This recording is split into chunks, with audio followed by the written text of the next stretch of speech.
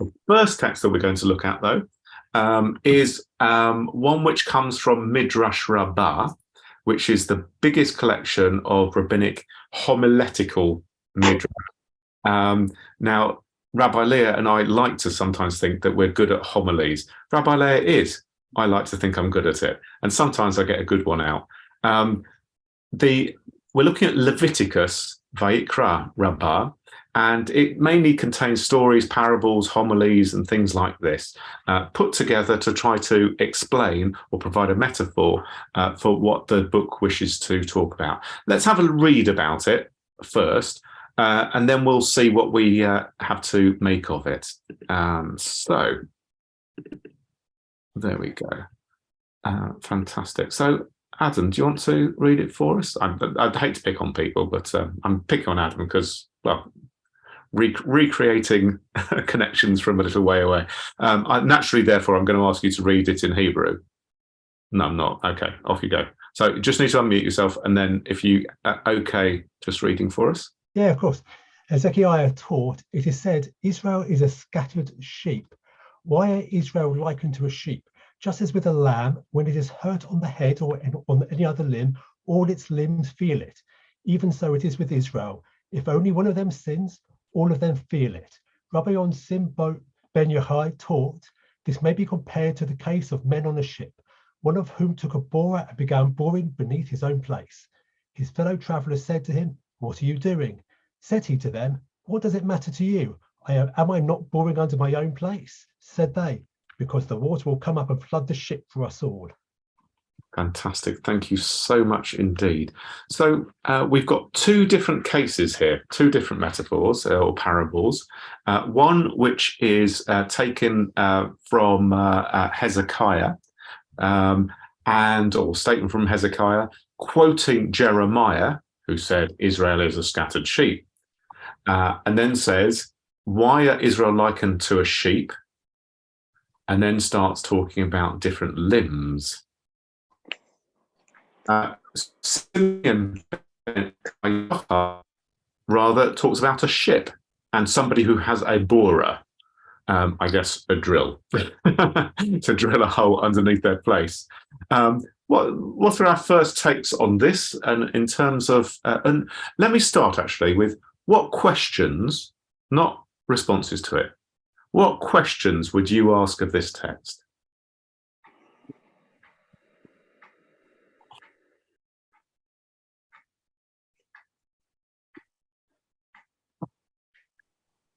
What is it about us that we need to be part, that if somebody has done something wrong, we feel it. We feel the embarrassment. We feel not so much the crime, but we feel guilt. Oof, superb. Thank you very much. Let's get into nitty gritty, shall we? Let's make a big word there, guilt. So can you, what do you relate that to in your contemporary world then, Ros? Can you give me an example? Yeah, I can't remember. It's Robert something. He dived off a boat. He stole people's pensions. And we all felt embarrassed. I think the first thing that I said was, and he's Jewish. Adam, who was it? Robert Maxwell. There we go. Okay. I saw Adam hit the mute button. So there we go. So yes, Robert Maxwell. And go on, John. We don't know what happened to Robert Maxwell, and it is conceivable that had he lived, he might have put right some of the bad that we now remember him for. I love you two. You're a double act. It's absolutely brilliant. So yes, we can have the situation of guilt, and we can have the negative one. And you know what? If the person had actually lived and been able to, things could have been okay. Paul? I was thinking a little bit more scientific. I've lived in the country most of my life, and I find it strange that the comment about when a sheep gets hurt on the head or a limb, the rest of the limbs and the rest of the body feel that pain.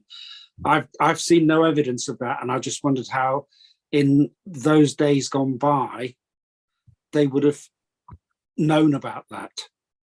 Absolutely fantastic. Thank you very much indeed. Okay, so very often these parables are taken from some kind of visual experience that people have had, or real experience that people have had.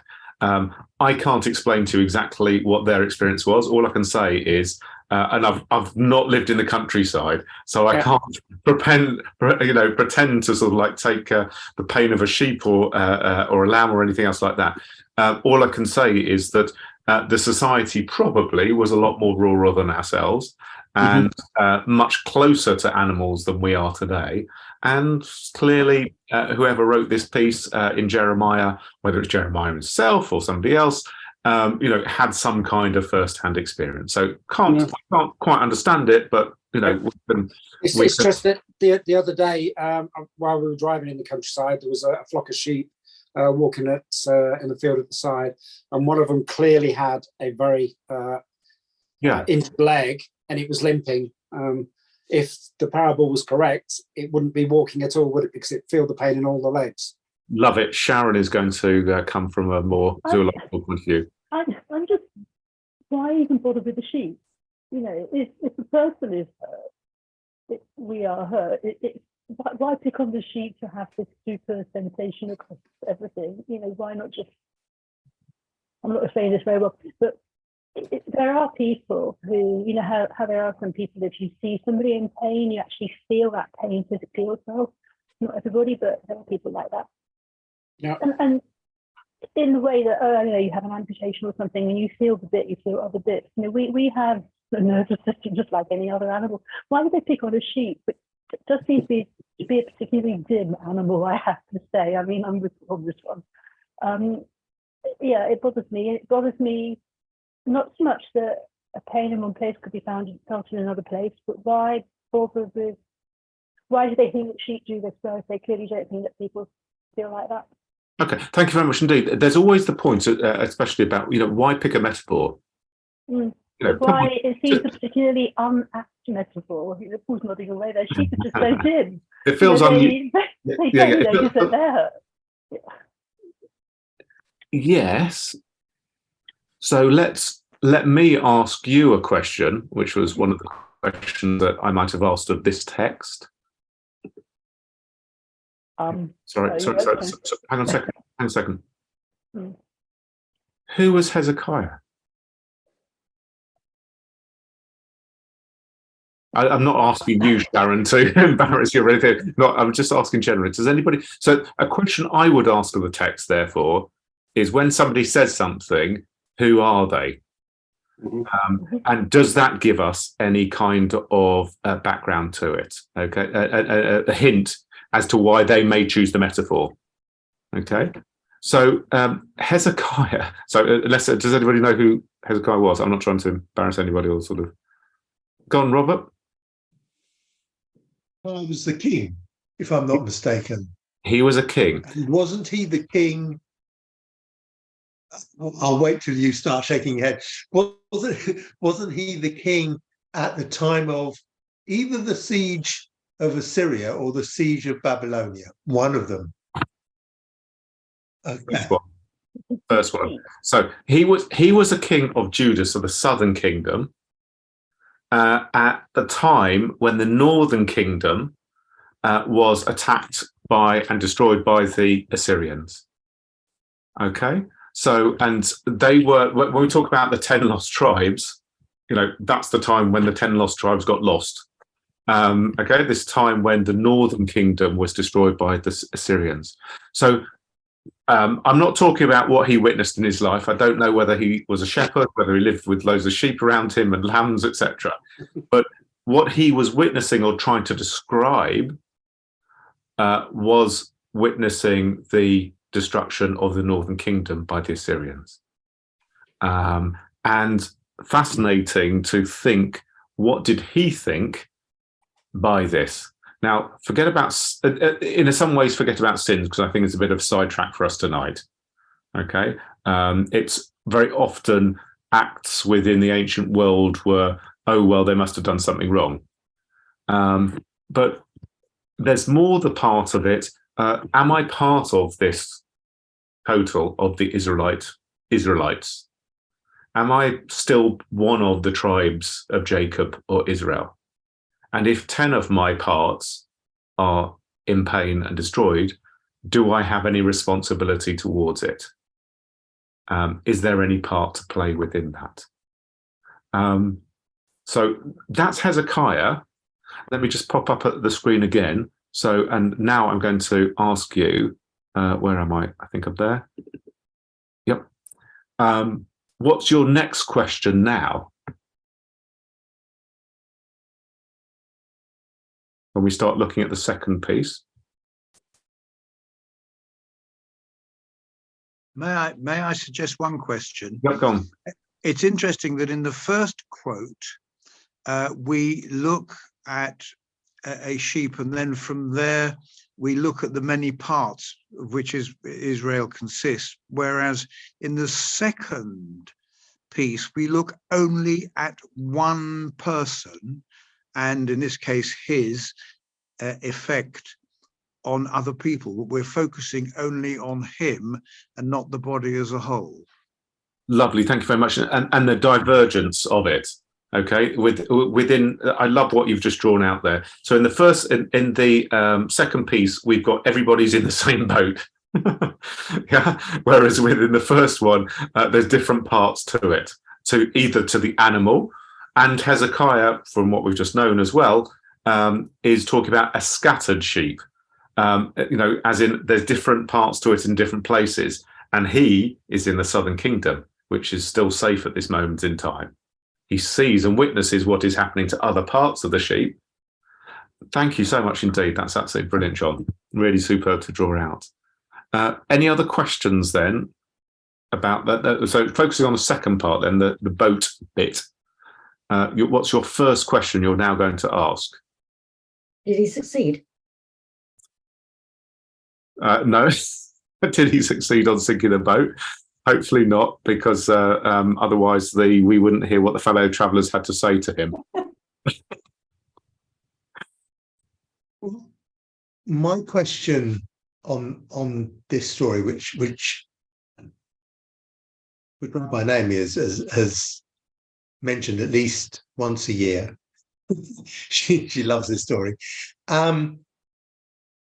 is how could he not realize that what he's doing is affecting everybody? It's always a question I sit there thinking, how can you not realize that what you're doing is affecting everybody else? How can you be so blind? Okay. And yet, I suppose the world is full of people just like that. Is he blind? I think Being blind, literally. Does he not see it, or does he not actually see or understand what he's doing? Thank you very much indeed. How can somebody be such an idiot and not see what, exactly what the consequences, or understand the consequence? Nova. Yeah, I would say that these metaphors are not really, or this second metaphor is not really trying to address the person who's making a mistake, but it's more like asking the question of, to what extent should we consider it our responsibility that one of ours, basically one of the people that we belong to, is making such a big mistake, and to what extent is that our responsibility? It doesn't really matter like why they make the mistake. I think that's not really the point of the metaphor. It's really like about like, to what extent do we have a responsibility to interfere when one of ours is somehow making a really big mistake? And that, I don't know. No, thank you very much indeed. And of course, the question you ask as well is bearing in mind that anybody could have been the idiot. We all could have been the idiot at that moment in time. We slip up and suddenly we're that person boring the hole. Okay. I also so the question I thought you might ask me was, who was Simeon ben Bar Yochai? Because then that also helps us sometimes when we try to understand exactly, who are the people who are speaking here. Simeon ben Yochai, or Shimon bar Yochai, as he's more commonly known, was a 2nd century CE disciple of Rabbi Akiva, one of the absolute main dudes in terms of Talmud, Mishnah and Talmud. very often talked about in the Talmud for his opinion on halakha, and he also so you know him also tragically because every year a lot of Hasidim visit his grave at Meron. And there was a tragedy a couple of years ago where there was a big bridge collapse and a stampede, etc. Okay, so you know that from there. Why do people go there? Because he was attributed as being the author of the Zohar, okay, the Kabbalistic text. He wasn't, but anyway, he was attributed for it, okay, and as in there's lots of evidence to say it wasn't him at all. It was someone much later on in Spain, but he was attributed to it. Importance of this bit, though, is that there's a Talmudic story that suggests that he made adverse remarks about the Roman occupation of Judea. I think Monty Python, Romans, Judea, him having a pop at them. And he was reported to the government authorities, and he had to flee for his own life, and leads to a legend of him and his son Eliezer living in a cave for 13 years and lots of other stuff about him. But he said something out loud, and it was heard and reported. And in a sense, there's the potential that Shimon Bar Yochai was that person boring the hole. Yeah, we don't know what retribution happened afterwards, but sometimes you write it of yourself in hindsight at your own actions, that this leads to consequence. But what Nova has said and raised really is the point of all of this. Who came to his assistance that moment in time? Who reported him? Who sold him out? Who said, hang on a sec, you're one of us, you may have made some stupid remarks, but we're actually going to gather around you? There's lots and lots of questions about, how we operate and what is our responsibility, as Nova said very clearly, to the individual because they are one of our own, who starts boring a hole under their seat. Fascinating. Thank you very much indeed. Really insightful comments from everybody there. It's got the evening offer to an absolutely fantastic start. Loads of parables. I'd love you to think, not now, not to answer, but to think about what are the parables and the ways that you would actually describe these situations, rather than just with the use of parables from Talmud or something. What are the things of your age, of our contemporary times, that you would use rather than the lamb or a boat? Because I don't like water. Okay, let's have a look at a second text and see if we move forward slightly from that text. So I think we're coming here. Is that right? Yes, we are. So we're now moving to a text which ends with a quote by Joseph Telushkin. Does anybody, some of you will probably have some books of Joseph Telushkin's on your shelves.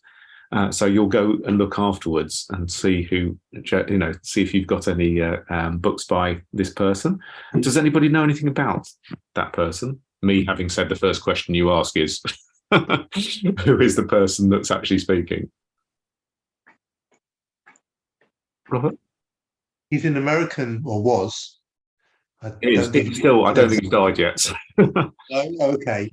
But he's an American rabbi who's written a number of books about Jewish history and Judaism. And we've got one large tome of his sitting upstairs on a shelf. Yeah. Many people do. They're very popular. Over 15 books at last count. And someone who's really quite prolific. There's an introduction to this, to his comment. His comment comes right at the end of this little piece. What I want you to bear in mind as you're reading this is, what do you think this person was engaged in, an activity relating to the Jewish people during his lifetime? Okay, I'm going to tell you when he was born. He was born in 1948. Okay. So it wasn't about beginnings of State of Israel or anything. So just bear that in mind as we now read this text. So I don't know who would like to do it for us, but David Thrale, would you fancy reading a piece for us? No, you just need to unmute yourself if you're going to do that then, sir. Thank you. I think it would be better if I was muted, actually. It would sound better. One of the more unusual texts in Jewish religious literature concerns a case of an infant born with two heads. A Talmudic commentary to Menachot 37a raises the question of whether such a child is entitled to one or two shares of his father's inheritance, and notes that a similar case had been raised before Solomon, long renowned as Israel's wisest king, who had ruled, "Let them pour boiling water on the head of one child and see if the other one screams.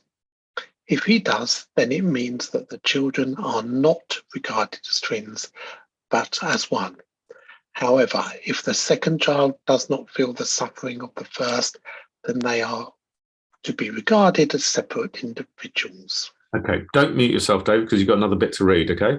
But this is just setting up the comment from Telushkin, okay? This Talmudic case and the stating the situation of Solomon giving his wisdom. Remember, this is the Solomon who, when two women come towards him claiming a child to be their own, he says, well, let's chop it in half and give part to each one. So he's quite renowned for these kinds of cases and responses, is our Solomon. But so that's the situation. And so those were squeamish. I'm sorry for this text, but this is that's his wisdom and the way that, well, actually, if you think of the kind of ancient world, actually medieval world, which was so horribly brutal, parts of our world is still today, but certainly in those days, we know it to be. And these things may not be so surprising to you, how you might work out a case, as horrible it would be. But let's see what Joseph Telushkin makes of it. So there we go. David? One hopes that this case was hypothetical, certainly for the sake of the child destined to have boiling water poured on its head. Nonetheless, the late Rabbi Joseph Bayer Soloveitchik of blessed memory argued that the implications of this case are not hypothetical at all.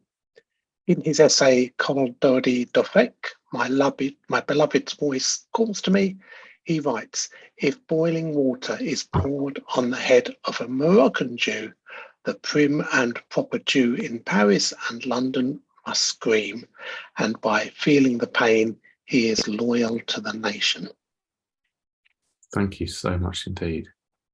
If boiling water is poured on the head of a Moroccan Jew, the prim and proper Jew in Paris and London must scream. By feeling the pain, he is loyal to the nation. Wow. I mean, it's quite heavy statements, but he made. It was a heavy statement from Solomon. It's a heavy statement now from Soloveitchik, which is then quoted by Telushkin. What is this saying about? What's our first reactions to it to start off with? Well, first reaction was if they don't feel the pain, are they disloyal? Yeah, very much so. So if you're not feeling it, if you do not react in the way that you should, did you note just the word here? Must. Yeah. So there is a way to act. Mm. Okay, so there's a way to act in that situation. Raphael, I think you were going to say something. Yeah, I was going to say, could you also, perhaps in a more modern context, interpret that as, when it comes to anti-Semitism, especially in the diaspora, there's this almost need to associate, from an anti-Semite's point of view, diaspora Jews with the State of Israel. So anytime there's anything to do with the State of Israel, Jews in the diaspora are targeted first and foremost, even if they've got nothing to do with Israel. They're still, like a Jew in London, are still targeted because of what happens on the other side of the world. Would you say that's almost like a perversion, like a mirror reversion of that sort of principle, the idea that Jews are homogenous and that Jews have this mutual solidarity because of the fact that they're a minority and the fact that they are a minority in all the lands in which the diasporas are. However, that also means that makes them very vulnerable targets for anti-Semites as well, because of the fact that they're seen as interconnected, and that's often, one of the core anti-Semitic conspiracy theories is that Jews are always in cahoots, that they're all one movement in that regard as well. So, thank you, Raphael. It's fascinating. I mean, we are talking tonight about how we feel, but what you have raised is how other people see us as well. And the oft-said thing about, the person who tried to revoke their Judaism in Nazi Germany or any of the lands, but they were defined by having a Jewish grandparent or whatever else, and so they were clumped into you couldn't run away from it. So there's the point from the very, very negative about how other people see us. And there's also the point about, though, which we're more focused on tonight, which is about how do we see ourselves. Okay, but thank you very much for raising that, because it's a really important one for us not to forget. There's the way that we perceive ourselves, but there's also the way that other people perceive us as a people or as individuals as well. Thank you. John. I think the two references to boiling water, or may I suggest, are entirely different. In what King Solomon proposes, horrible though it may well seem to us, it is a practical test that you could impose on something before you.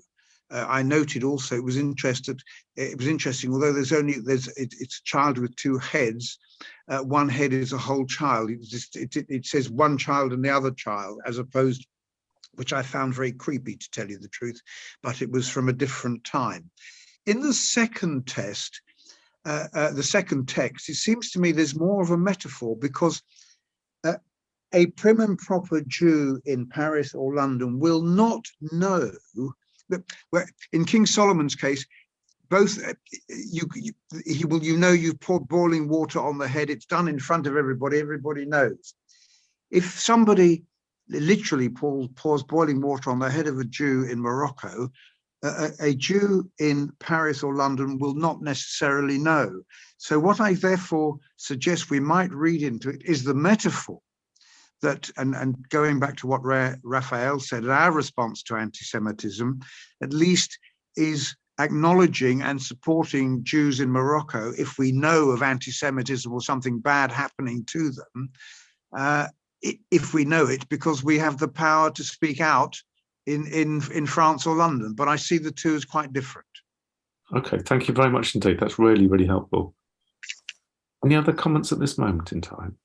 Is the comment that a Jew in, I think was it in Paris or London, must also find pain, is that almost a commandment to share empathy with fellow Jews, because we could be in a very similar situation as the Jew in Morocco, and so we need to also be empathetic to other people, other Jews suffering as well? I think so. And what's really phenomenal about what he says is showing his own stereotypes. That we are all prim and proper, well, we know that that's not necessarily the case, and we also know that maybe his stereotype of what a Moroccan Jew is like might be rather different to that as well. Sharon. Thank you. I think the thing that a lot of that says to me is that almost the pain and the loyalty have to be intertwined. You almost can't be properly loyal without the pain happening. Does that make sense? It sort of implies that loyalty to the rest of the Jewish people implies that there will be pain, there will be suffering, which I just thought that was a bit interesting. It's quite true. It's quite true. It's absolutely fascinating. It is from when we look at and when our world experience may have been thus, and we'll come back to that because remember my question. But for many of us, myself included, for the vast majority of my life, we certainly have lived a really good life as Jews, and therefore there's. Historically, yeah. Pardon me? I meant historically. This is a historical thing that, like, through history, the Jewish people have suffered pain, and almost that text implies to me that having that collective pain is like a necessary bit of being Jewish. It's fascinating, isn't it? That notion of collective pain and how we emphasize it. We tend to talk about history going from one painful episode to another. We don't, and this is a natural thing. Everybody does it, doesn't it? You know that from the news. We don't focus on the times when it was quiet and actually things were all right, and we lived good lives, and we don't emphasize that. And we often emphasize, I was listening to my first cousin, Dan Stone, who you'll be able to listen to on Yom HaShoah, speaking tonight about the competition of genocides and the competition between disasters and how we compare ourselves. My disaster was much worse than your disaster.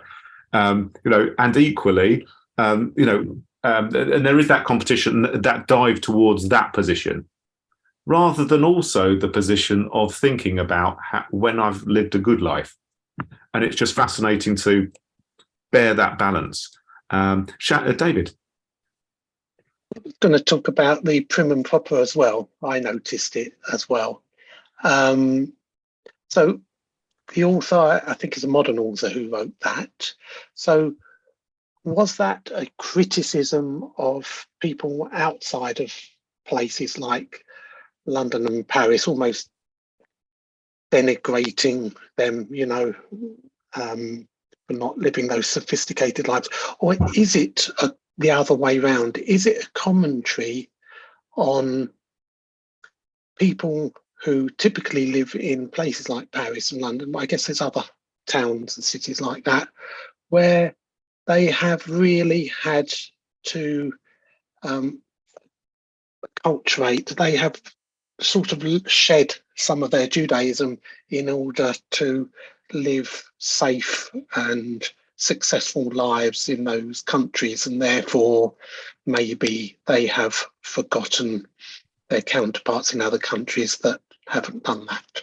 Yeah. Okay. Thank you very much indeed. I think that's a really valid point. And when we get our big reveal, you'll see how all of this is connected, David, for sure. So I've got Robert and then Paul. Yeah, very, very similar point to David, I suppose, though I wasn't sure that was where he was going. But yeah, I think it is a commentary on not so much that the stereotypical cultured Jew of Paris has shed some of his Judaism, but that because at the time that was written, compared to the Jews of Morocco, which at other times in history might have been the opposite, compared to the Jews of Morocco, the Jews of Paris or London or Berlin or Amsterdam, whatever, were living that good life that that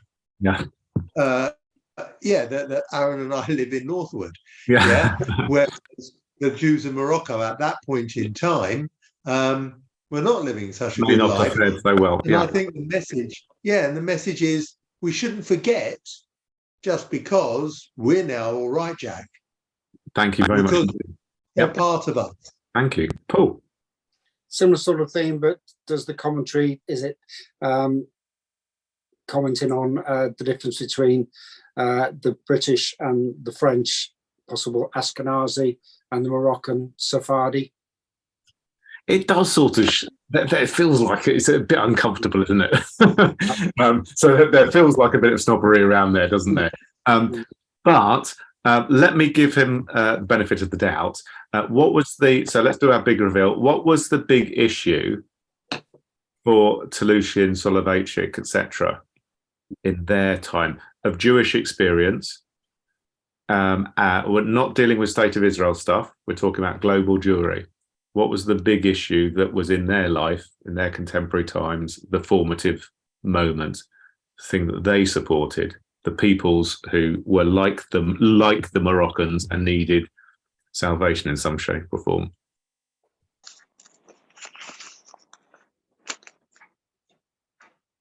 I'm sure that some of you are probably engaged even within this as well. Yes, Robert, do you?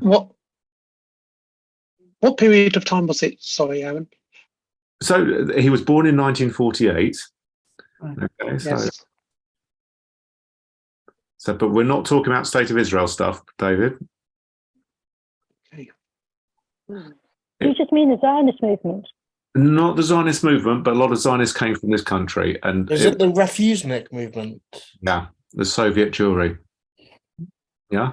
So this one of the big influences on their lives, and one of the big stories. I mean, it was the back end of my story, of my narrative experience as a young person, but certainly was Soviet Jewry. And those refuseniks who were locked up and sent to gulags and various other things. To younger people's lives, they probably never heard of this experience. But for many people, if you ask people of a certain age who were born around 1948, many people involved in that. And that was the big experience where I think this text speaks to, and it's about having empathy.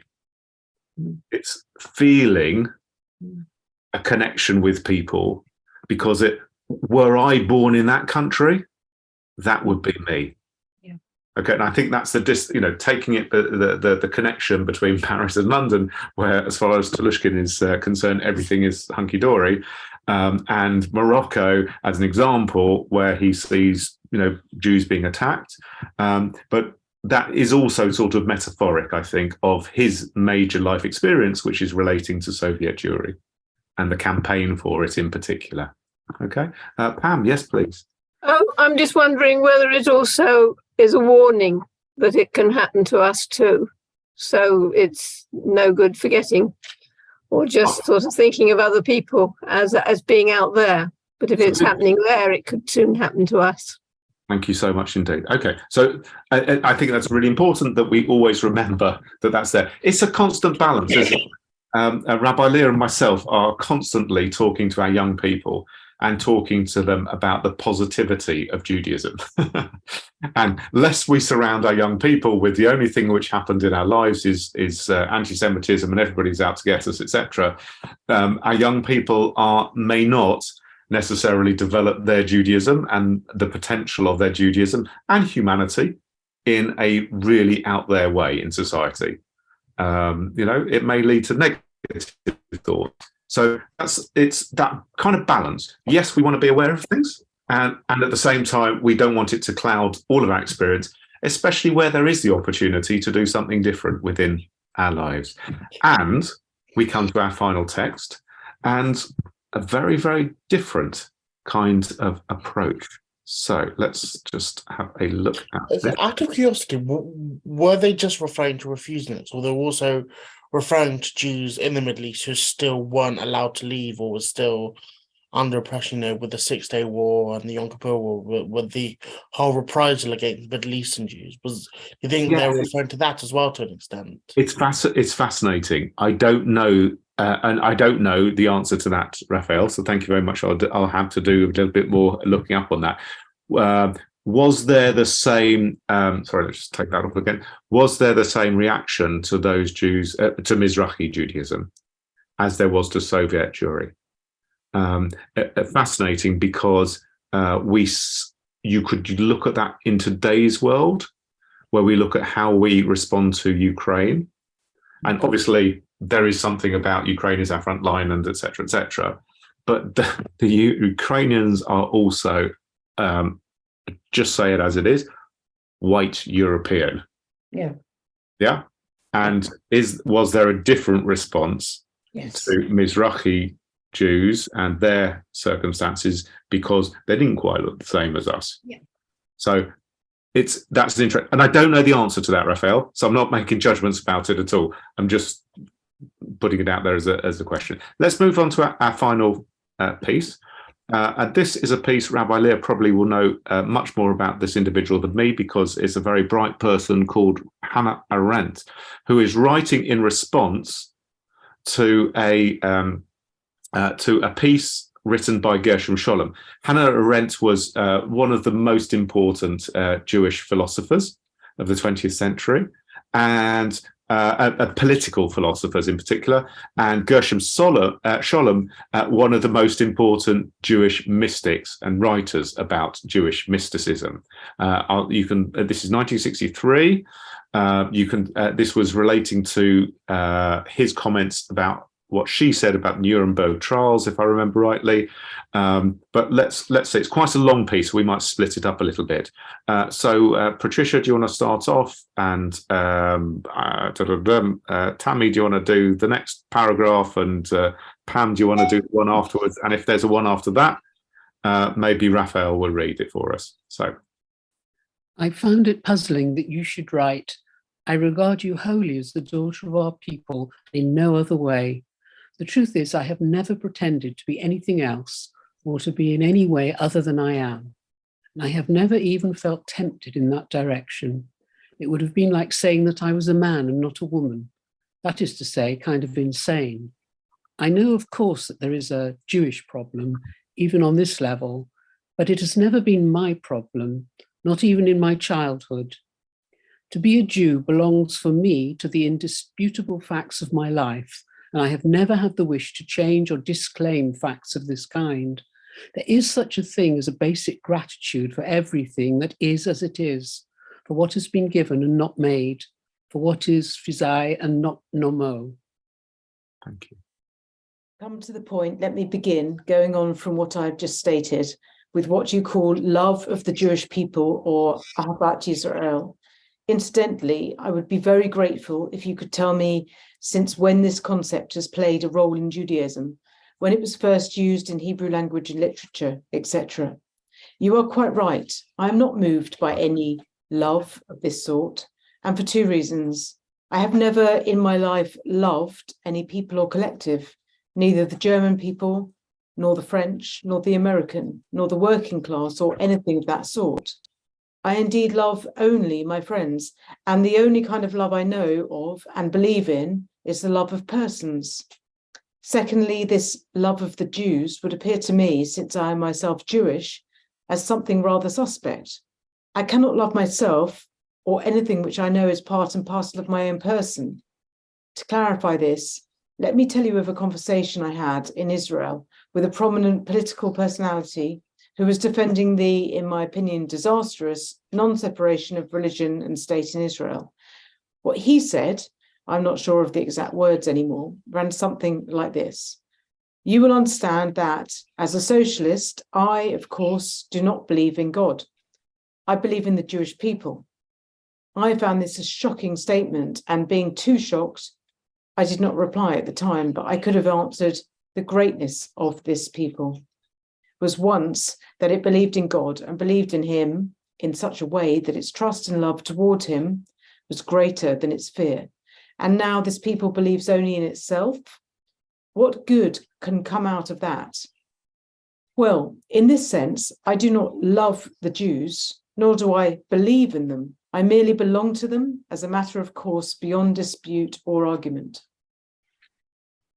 We could discuss the same political issue. I think Raphael's going to read this. We could discuss the same issue in political terms, and we should then be driven to a consideration of patriotism, that there could be no patriotism without permanent opposition, and criticism is no doubt common ground between us. But I could admit to you something that beyond that, namely, that the wrong done by my own people naturally grieves me more than the wrong done by other people's. This grief, however, in my opinion, is not for display, even if it should be done by the innermost motive for certain actions or attitudes.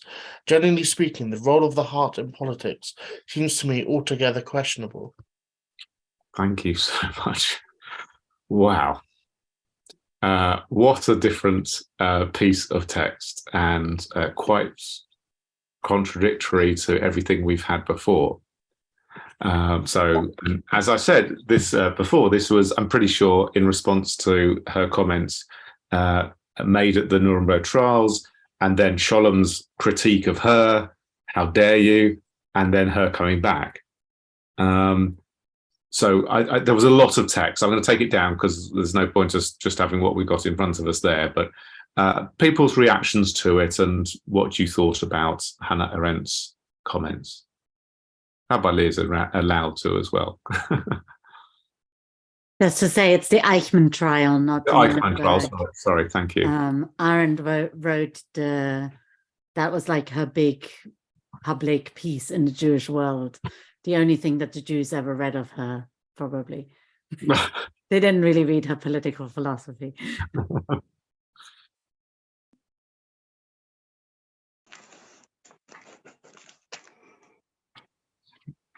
If everyone else is too shy, so then I'm going to comment on that.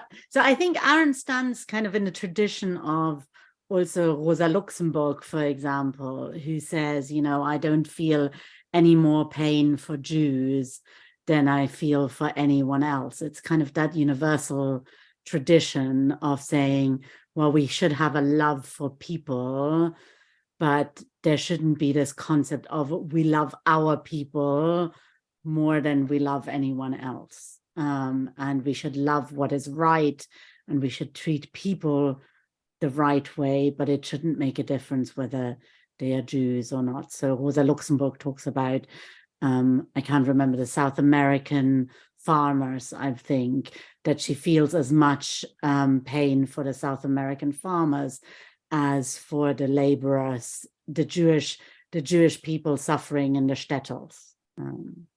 But I find it quite interesting that I know she was a socialist, you know, she believed in the universalism of peoples, and yet her views on Zionism are rather nuanced. She's very similar to Martin Buber in that regard. You know, she believed in like a binational state, whilst also at the same time believing that Israel needed to exist as a very secular form. So from that, I interpret that she still had that sense of moral obligation to the Jewish people, in the sense of making sure that the Jewish people could still be safe, considering, you know, this was from the outcome of the Shoah, whilst also emphasizing the fact that she still wanted to express universal love for peoples rather than just the Jewish people. So I find it quite interesting how she reconciles those two views together. But and fascinating at the end of her piece. Okay, so she says all of her stuff, and then at the end of it, there is this. But I can admit to you, yeah, there's something which she says people naturally grieves. Yes, there's something in terms of the essence that naturally we err towards, or we tend towards, the people that we, in inverted commas, know or have affinity to. Okay, that she admits that, and at the same time she wants to question it, and I think that's a fascinating piece within the whole. When you have, and we've talked through these sessions about tribes, how we identify as peoples, as tribes, as families, etc., in lots of different ways, and this is a fantastic critique of that. I've got Paul, and then I've got John. If you apply this to the most recent election in Israel, and we've now got a pretty far-right government, which I disavow. I think it's a terrible thing, and I think it's a terrible thing that does reflect on us, because other people will make that reflect on us. And therefore, that connection is still there. Albeit we're not Israelis, but we are Jews. But their behavior, the things that they do, the undemocratic stuff they're doing now, I think it's just appalling. And I argue against it, and I will continue to argue against it. But I feel it. I feel that this is something shameful on the Jewish people. You can't get away from that. Thank you very much indeed. We've got loads of hands, so we're going to have to be quite quick in running round. So John, Nova, then David. My point is, I found it disappointing at the end of the critique, in the bit that you just read, that she expressed herself in terms of it grieves me when they do wrong. That didn't, in those, you interpret it more broadly as an association, which I prefer, because that can encompass the positive things, that we can feel pride in the things that we do right. But I found it a bit disappointing that she just focused on the wrong. Okay, thank you very much indeed. Nova.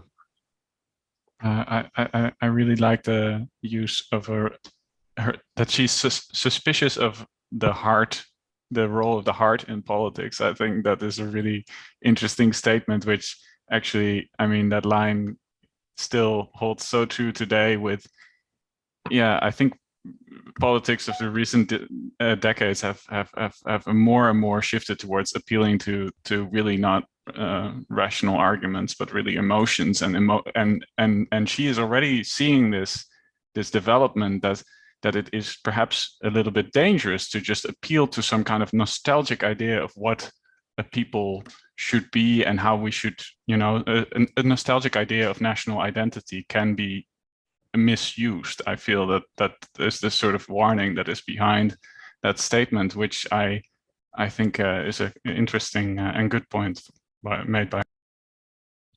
Thank you very much indeed, David. Oh, David, let's just see you. Yeah, sorry, I'm not sure if I fully captured it because it's a long and quite deep section of text, but I think she's coming from a position of privilege.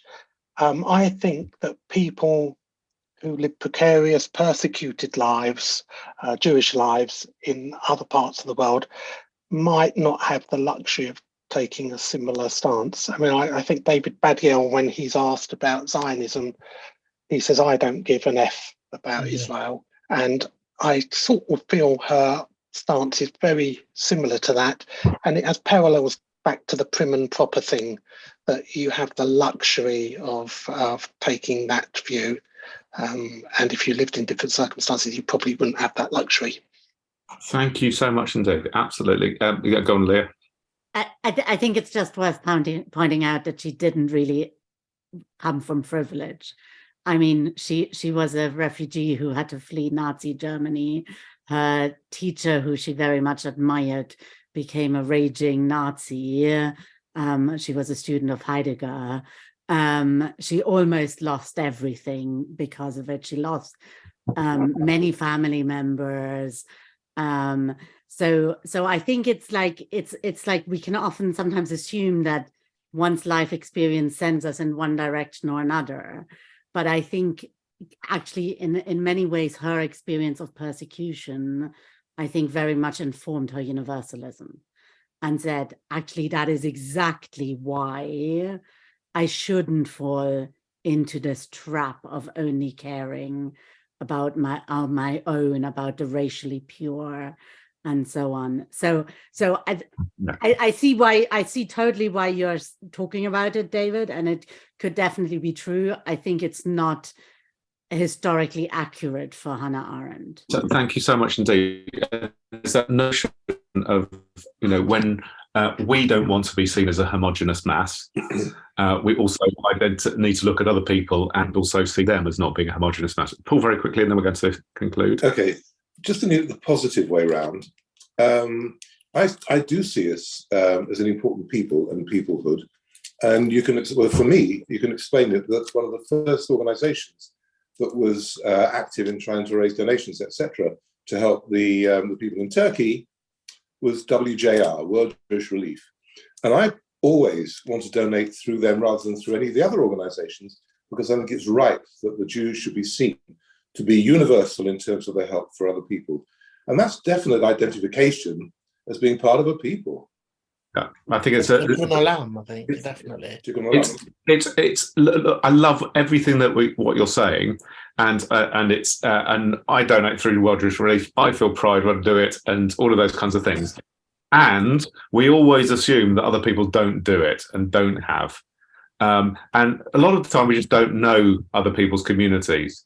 And the fascinating thing is just to be open. I think that this whole program has really given us a fantastic insight into the notion and urged us to think about the ways in which we identify with our own people. And also it raises through some of the texts which have been raised, like Hannah Arendt's, about the importance of opposition and the importance of questioning our own ways of thinking as well. And to be always mindful of those ways of thinking. Absolutely being aware of the warnings that we are given through history and through different moments in time. And at the same time, aware at sometimes when we emphasize those warnings, what that also does to our psyche as well as a people, if we can call ourselves a people in the way that this course has titled it in terms of peoplehood, because maybe we're slightly different to that. We are people who are given the same name, either by ourselves or by other peoples. And how does that affect our own individual lives? All I can say is that the way it's affected Rabbi Leah, Rabbi Monique and Rabbi Naomi's lives is that we've had the joy of being all together with you for the last 5 weeks, studying, listening to you, and being inspired by all of you as well. And if you would like to continue to be inspired, we are starting in March, our next course, which is going to be chosen pretty much this time. I think we can, another big reveal tonight, by Rabbi Naomi. She decided this set of courses focused on ethics. These are the 4 sessions that we've got, all in March, focusing on creation ethics, covenant ethics, tensions between them, and then looking at the environment as well, and our focus on it as a case study. I know it's going to be fantastic. It will be advertised in all of our communities. Tell your friends about it, scream and shout from the rooftops, say it's Jewish or don't say it's Jewish, say it's universal, and just invite everybody along. And we'll enjoy another wonderful 4 sessions together. So thank you all so very much for this evening's conversation, which has been brilliant. Thank you all.